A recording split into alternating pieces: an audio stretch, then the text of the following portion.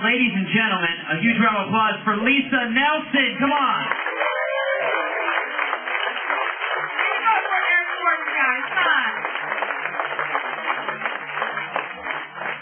So I got the call today that everyone regrets.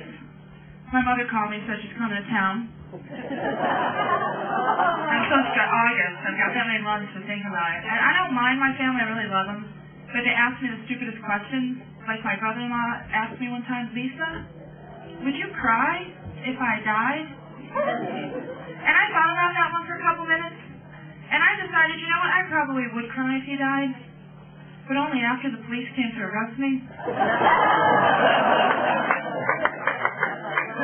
Coming up for my birthday party. I love birthdays. You guys love birthdays? You know why I love birthdays? I love birthdays because on my birthday, I always ask myself those huge questions in life. Am I going anywhere? Am I doing anything? At what age is it no longer acceptable to rip open the birthday card to search for money before you actually read the birthday card itself? I was actually at a barbecue recently for a birthday, and I got the duty of grill duty. And lucky me, we have a vegan there. Comes over with his veggie burger, and he says, excuse me, can you clean off a piece of your grill so I can put my veggie burger there? And I said, you know, this grill's been going for a couple hours now. It's kind of hot. So why don't I put down a piece of aluminum foil for you? Will that do you? And he's like, oh yeah, that's great. Thank you so much. So I'm flipping the burgers a couple minutes later. Veggie boy spots me from about 20 yards away, screams, please don't flip my burger with that meat-infected spatula.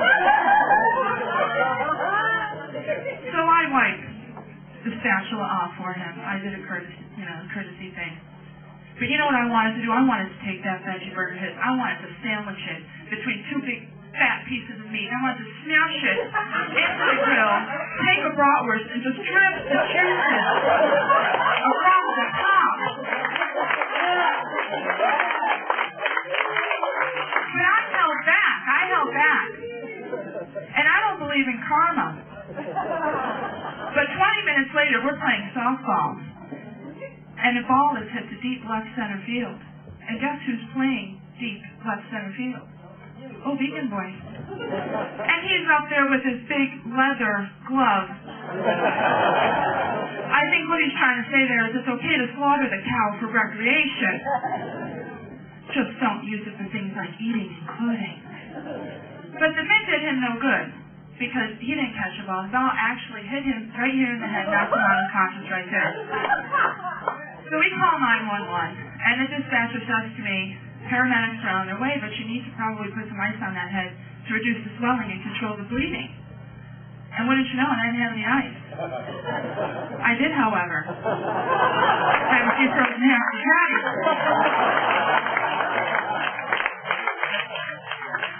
So I'm talking to my mother yesterday, and she says to me that her biggest regret in life is that she didn't feed us more when we were children. Which is true. They didn't spank us at all. It's probably because my mother worked and my father was a juvenile diabetic. He was a double amputee. And so while she was at work, he would be on discipline duty, and sure enough, we'd piss him off. And by the time he'd get in his legs and run after us, actually it was more of an awkward wobble than anything. But he could never catch us, so we'd be long way. So he needed to come up with plan B. And he sat on the couch with the belt underneath the cushion. And you knew you were in trouble if you screamed, Lisa! And he'd start snapping the belt. Get over here. I'm like, oh yeah, I'm all over that one. I'm right there. So he realized that's not going to work. So inevitably it gets to the point where we make him mad enough. And he's looking, he says, get over here. I'm like, oh no, I'm not going there. He picks up his leg and he throws it at me. Now for the rest of you in the audience who grew up being beaten with prosthetic limbs, you will agree with me here that the first time this happens, you are going to get hit. Because you just don't see that coming. You just caught off guard. Now you have to understand, my father was 6'8", so his legs about this tall. It's like a midget coming at you at 40 miles an hour. Yeah, my father was tall, and people are obsessed with my height as well. They always want to know how tall I am, so I'm going to clear it up for you. 5'12". Thank you. And I don't mind being this height, but when I was younger, it kind of sucked for the dating. Men would walk up to me and they'd say the craziest things. They'd say, you know, I could probably never date you. Because my father told me if you date a woman with big hands, it'll make your dick look small.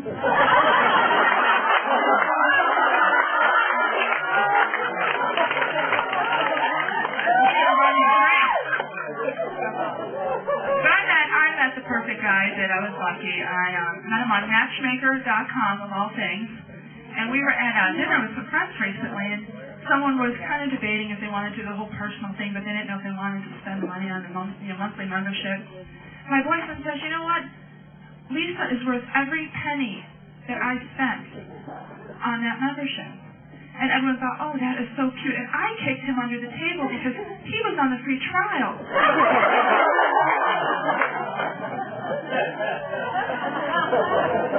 And we live in San Francisco. We live in the most spectacular loft. We have San Franciscans. We have this 30-foot wall of glass. And every morning we wake up to the most spectacular sunlight. But you know, you always have that friend that likes to ruin everything for you, knows a little too much about everything. My friend knows too much about feng shui. She wants to tell me that you wake up to natural sunlight, cause some kind of bad energies or something. I'm had bad luck for years. And I didn't believe her, but then I was walking down the street, and a homeless guy stopped me and said, excuse me, ma'am, but you have $1 because I'm down on my luck. And I looked at him, and I noticed his cardboard box. It was open to the sun. And I said, sir, you need to turn that thing around. That's feng shui. That's your problem right there.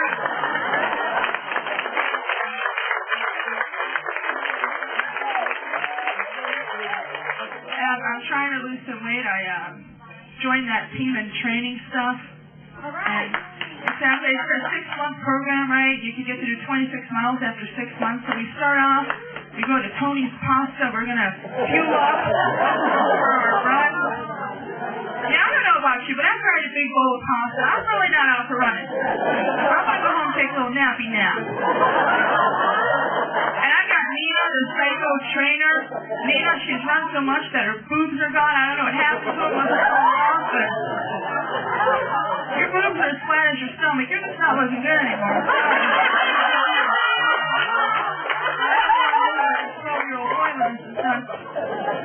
So I actually got thrown off the team of training team. I'm not going to talk about it here at this time. But I went to the gym instead, and I was working on the elliptical machine, which I love the elliptical machine, right? And I burned 1,100 calories in an hour. It was fabulous. Exactly. And my boyfriend sees it somewhere. He says, that seems like an awful lot of calories there, Lisa. And I said, well, when you weigh more, you burn more calories. He said, you mean you actually put your real weight in the exercise machine? Is anyone there's lying to their exercise machine? Because if you are lying to your exercise machine, the fact that you need to lose a few pounds, that's probably not your biggest problem. No, it's not.